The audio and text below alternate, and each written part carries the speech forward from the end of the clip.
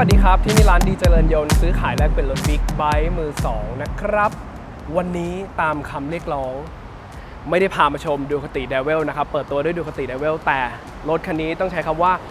คันแรกของร้านอีกแล้วนั่นคือคันนี้ครับ Honda Africa Twin นะครับคันแรกของร้านอีกแล้วโมเดลรถปีใหม่มากๆใหม่มากๆอาจจะยังไม่ใช่ตัว Minor Change แต่ก็ถือว่าเป็นตัวที่ตอนที่มันเปิดตัวใหม่ๆคนพูดถึงกันเยอะยอดจองทาง Honda ถล่มทลายนะครับด้วยเป็นทรงที่มันกลับมาย้อนยุคอีกครั้งในช่วงยุคปีถ้าจำไม่ผิดประมาณ1989จะมีหน้าตาประมาณนี้แหละที่มันคลอดออกมาแล้วก็ห่างหายไปนานจนกลับมาอีกครั้งในปี 2016 นะครับคือเจ้าคันนี้ Honda Africa Twin นะครับหรือ CRF 1000L นะครับคันข้างหน้านี้อยากบอกว่าใหญ่เหลือเกินด้วยพื้นฐานเครื่องยนต์นะครับ92 แรงม้านะครับ92 แรงม้าบอกดูไม่ค่อยเยอะถ้าเทียบกับคำว่า1000 cc แต่จริงๆคำว่าด้วยทรงที่จะเรียกว่า dual purpose ก็ได้นะครับหรือว่าเรียกว่า touring อยากบอกว่าถ้าเอาไปใช้ในออฟโรดหรือว่าทางฝุ่นใช้ไม่หมดแน่นอนไม่มีทางแตะถึง92 แรงม้าแน่นอนนะครับพามาชมกันคันนี้นะครับคอมไม่ดูเลยดีกว่าบางคนบอกหูเห็นมันใหญ่ขนาดนี้ผม168จะขี่ได้ไงดูจากท่านี้นะครับสังเกตว่าขาข้างขวานี่อยู่ห่างไกลจากพื้นมากอ่ะถ้าตั้งรถขึ้นมาตรงนะครับส่วนสูงผม168ดูไหมครับบัลเล่ต้องใช้คำว่าบัลเล่จริงๆในหลายๆรุ่นจะอุ้มเท้าถึงแต่เจ้าคันนี้ Africa Twin นะครับส่วนสูง168เซนติเมตรบัลเล่จริงๆแต่โอเคเหมือนเดิมนะครับสไลด์ก้นเอาขาขวาขึ้นมาวางบนเบรกสไลด์ก้นช่วยส้นเท้าถึงพื้นนะครับก็ถือว่าต้องสไลด์ช่วยแหละไม่งั้นจะลำบากแต่จริงๆตัวเบาะเนี่ยมันสามารถโหลดลงได้20มิลนะครับก็ปรับอยู่ใต้เบาะปรับได้นิดนึงก็โอเคอาจจะช่วยได้หน่อยแต่ส่วนตัวถามว่า168ถ้าไปเท้าถึงพื้นส่วนตัวผมว่าก็โอเคแล้วนะครับอยากบอกว่าเป็นรถที่เหมือนจะสูงนะครับไม่ใช่เหมือนแหละ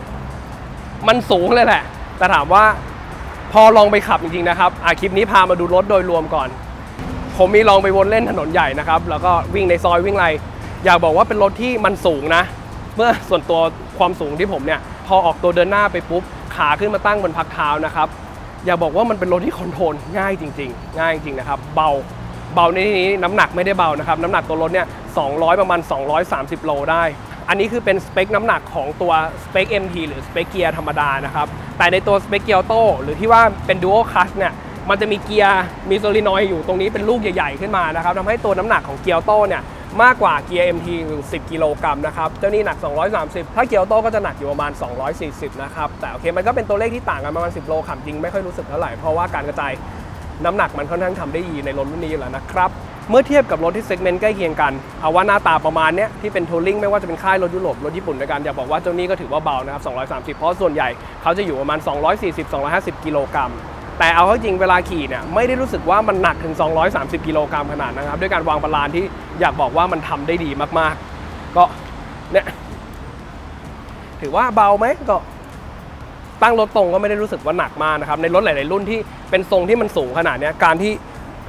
ส่วนตัวผม168ยกรถขึ้นมาให้ตรงเนี่ยอยากบอกว่าหลายๆรุ่นรู้สึกว่าทำได้ยากต้องอารมณ์เตะขาตั้งแล้วก็ตั้งรถให้ตรงก่อนแล้วค่อยๆเหวี่ยงขาขึ้นมาแต่เจ้านี้สามารถขึ้นเหมือนรถเตี้ยปกติได้เลยก็ไม่ได้รู้สึกว่าหนักขนาดนั้นทั้งที่น้ำหนักก็ถือว่าเป็นตัวเลขที่หนักนะเป็นตัวเลขที่หนักนะครับแต่โอเคถ้าเกิดบางคนบอกไม่มั่นใจเรื่องปลายเท้าก็เหย่งก็โหลดใต้เบาะได้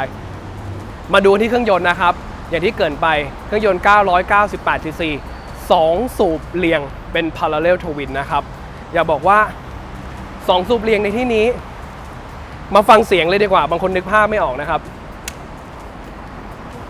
2สูบเรียงบางคนจะนึกถึงเสียงมันคงเหมือนพวกตระกูล F800 หรือว่า Honda CB500X แล้วกันแต่จริงๆอยากบอกว่าไม่เหมือนทั้งตระกูล F800 ของ BMW และก็ CB500X นะครับเพราะว่าถ้าเป็นตัว F800 เนี่ยมันจะเป็นอารมณ์วางเข้าเหวี่ยงที่360องศาCB500X จะวางที่180องศาแต่เจ้านี่เป็น2สูบเรียงที่วางองศาเข้าเหวี่ยงอยู่ที่270องศาเดี๋ยวฟังเสียงนะครับว่ามันเป็นไงถ้าเกิดใครคุ้นนะครับหรือว่าใครเคยดูในคลิปเก่าๆจริงๆการวางองศาเข้าเหวี่ยงที่270องศาเนี่ยณปัจจุบันจะมี Yamaha MT-07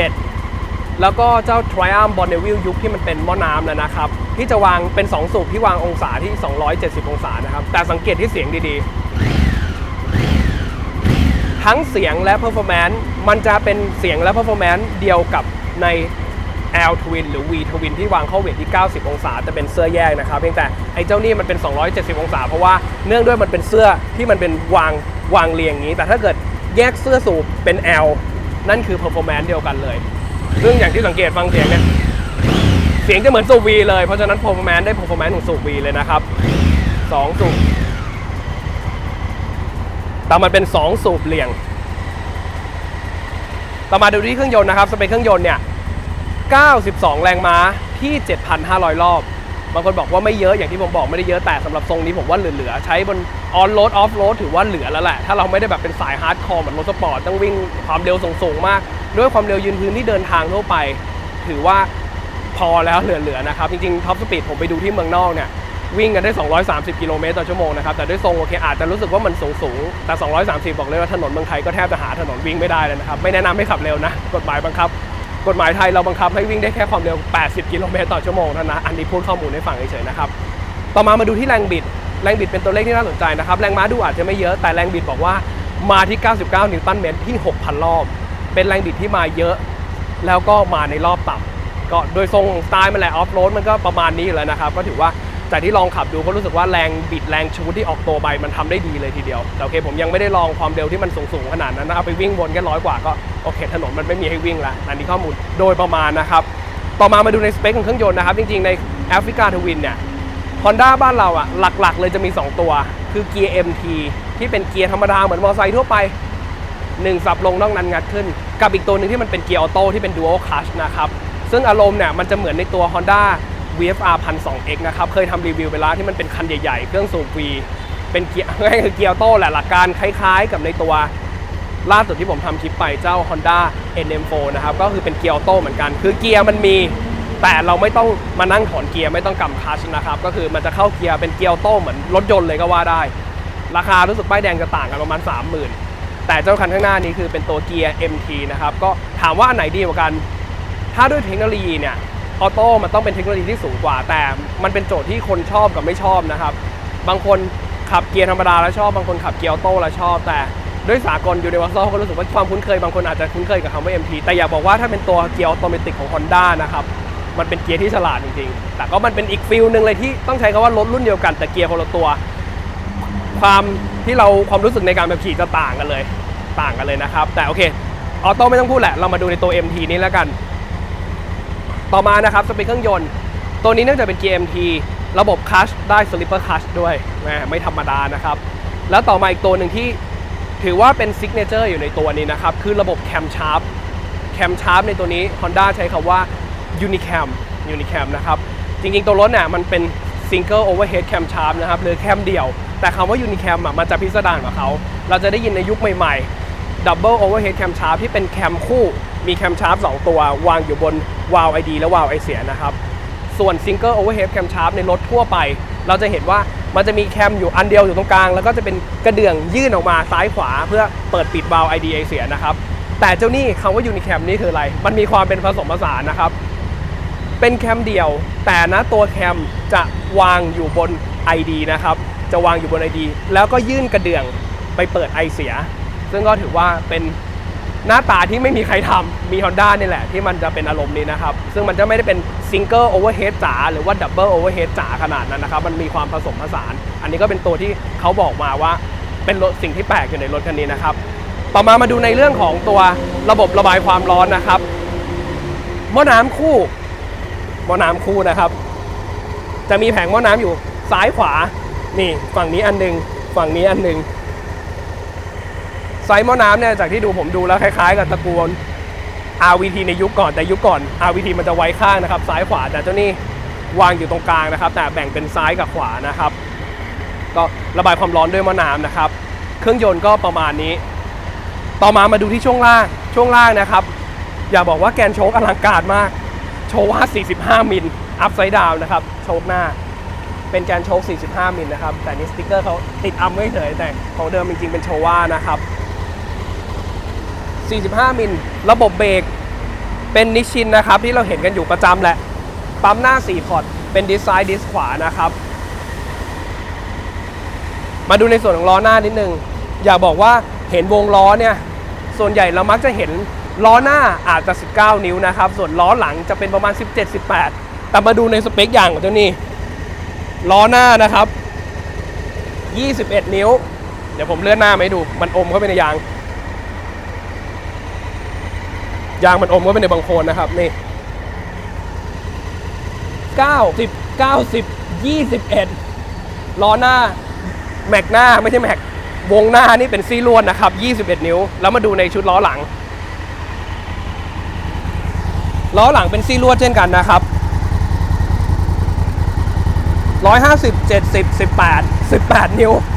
ล้อหลังนี่มันเป็นไซส์ที่อยู่ในล้อหน้าของรถทัวริงทั่วไปนะครับฮอนด้านี่ใส่ไม่น่านะมันสูงจังมันสูงยังเลยนะครับแต่ยางเนี่ยยังคงเป็นยางแบบที่มียางในอยู่นะครับถ้าเกิดยางที่แบบ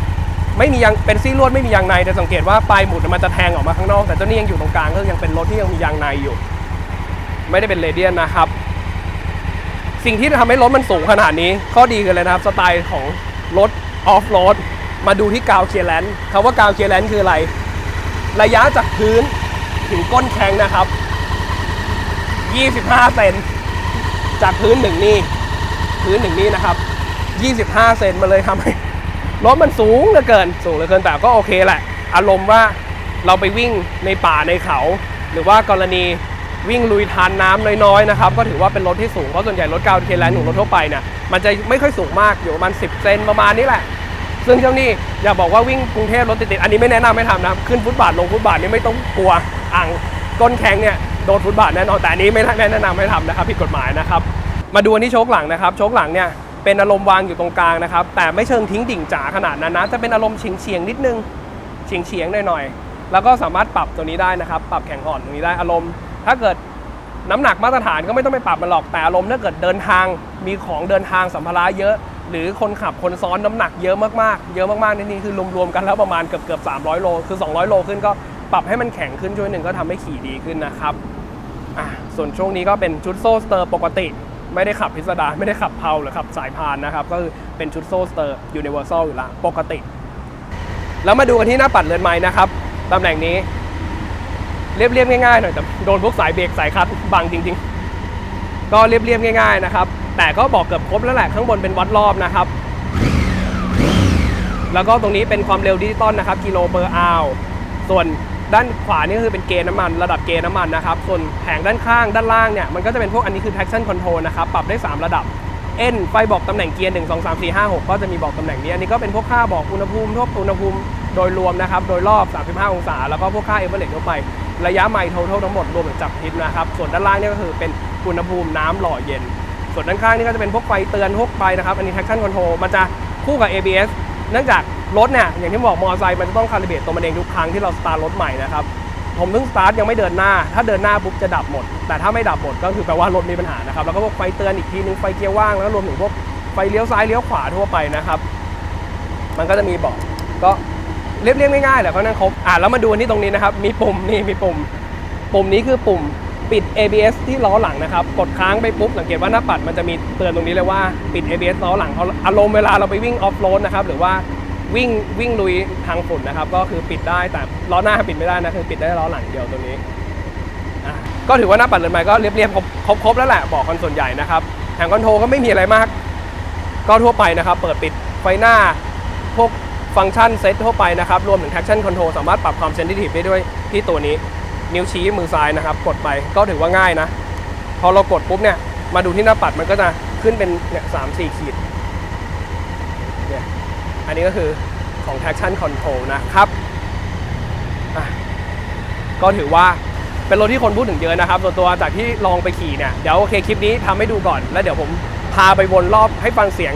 บนท้องถนนอีกทีหนึ่งว่าเป็นไงอยากบอกว่าเป็นรถที่สูงนะส่วนตัวที่ความสูงผมรถมันไม่ได้สูงหรอกรถมันไซส์สแตนดาร์ดผมเตี้ยเองแหละแต่ความสูงที่ผม168รู้สึกว่าโอเคอาจจะสูงนิดนึงแต่ก็ปลายเท้าจิกแต่ส่วนตัวพอผมเป็นคนที่คุ้นเคยกับมอเตอร์ไซค์แล้วก็รู้สึกว่าไม่ลำบากแต่ถ้าเกิดคนที่สูงประมาณผมอาจจะแนะนำว่าโหลดเบาะลงได้นิดนึงแล้วก็ใส่รองเท้าที่มันเสริมขึ้นนิดนึงนะครับก็ทำให้ขับง่ายขึ้นผมว่าพื้นฐานมาตรฐาน160ขึ้นก็ขี่ได้แหละสไลด์ก้นช่วยเอานะครับ แต่เสียงเนี่ยตอนแรกผมได้รถมาเนี่ยยังไม่ได้ดูสเปคนะว่าเครื่องอะไรแต่เบิ้ลเนี่ยอย่างที่บอกนะครับอย่างกับเบิ้ลดูคติเสียงมันเป็นเสียงเครื่องที่ฟังแล้วรู้เลยว่ามันเป็นเสียงของ2สูบเรียงวางเข้าเบี่ยง270องศานะครับก็ถือว่าในยุคนี้รถหลายๆรุ่นก็อารมณ์นี้ประมาณนี้เยอะนะครับเป็น2สูบเรียงที่ performance เหมือนสูบ B หรือสูบ L นะครับเดี๋ยวผมเบิ้ลเครื่องให้ฟังหน่อยดีกว่า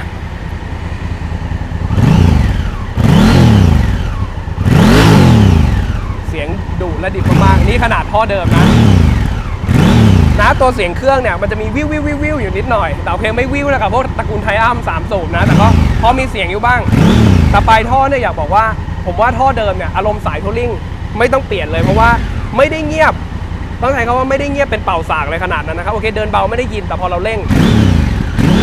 รู้สึกว่ามีเสียง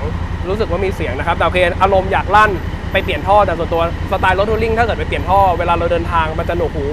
แค่ข้างใดข้างหนึ่งนะครับก็ถือว่าอันนี้แล้วแต่โจทย์แล้วกันแล้วแต่โจทย์นะครับคันข้างหน้านี่รถเดิมๆเลยรถเดิมๆมีกระเป๋ากีวีเป็นมิเนียมใบหนึ่งเท่านั้นเปิดให้ดูหน่อยดีกว่าไหนๆก็ไหนๆละพูดเสริมนิดนึงนะครับกุญแจ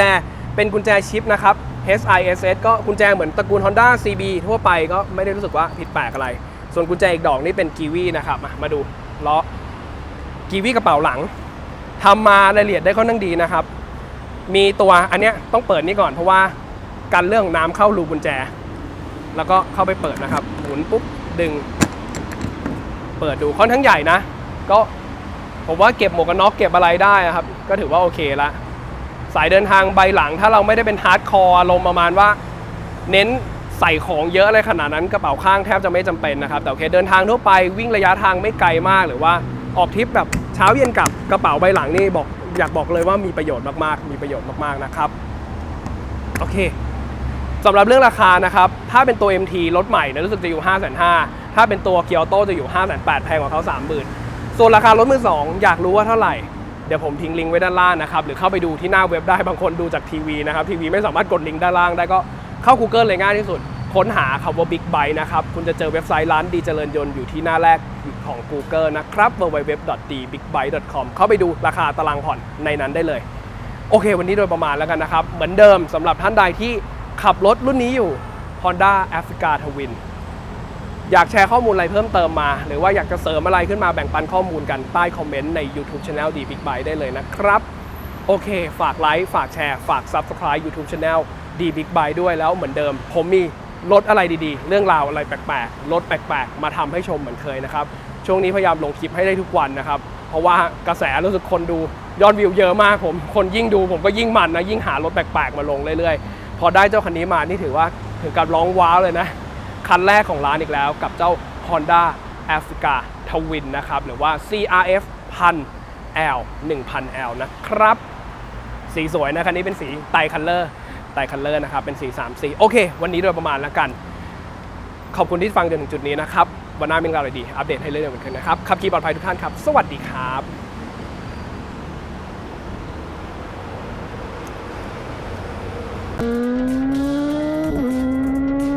แต่มาดูจุดนี้นิดนึงนี่สามารถติด traction control ที่ล้อหลังได้เรากดปุ่มค้างไปนะครับพอกดค้างปุ๊บนี่สังเกตว่าตัวนี้จะมีขึ้นมาก็คือเมื่อกี้ผมพูด traction control ABS ว่า traction control traction เอาใหม่